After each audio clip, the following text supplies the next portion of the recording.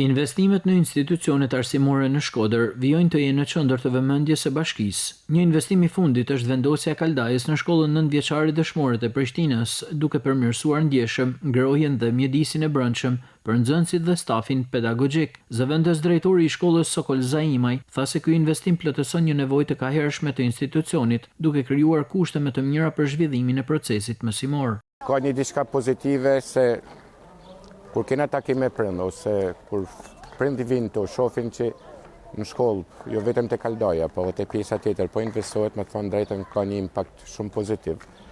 E para, e dyta është investimin me kaldaj për me ngrohje, rrit edhe cilësinë e mësimit, nxënësit do të njihen komod në klasa, gjithsesi na jena shumë falënderues, po flas këtu edhe në emën të drejtorisë shkollës, të këshillit prindve, nxënësve, por edhe të komunitetit.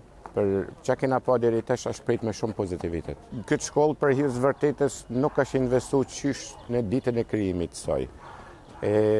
Po të shikoni sot ndoshta kanë tjerë punët, po e marrim qysh të obori. Qoftë edhe mbrëm, nuk është investuar edhe kjo është shtimi i kësaj vëmendjes për ne. Në ka vu edhe para disa objektiveve tjera që me investimet që po bëhet, por edhe na do të jena të impenjum që ky ambient qoftë mbrëm, qoftë jashtë, do të ndrohet faqa për hir të vërtetës. Ky investim është pjesë e angazhimit të Bashkisë Shkodër për përmirësimin e infrastrukturës në shkollat e qytetit, me qëllim garantimin e kushteve më të mira për nxënësit.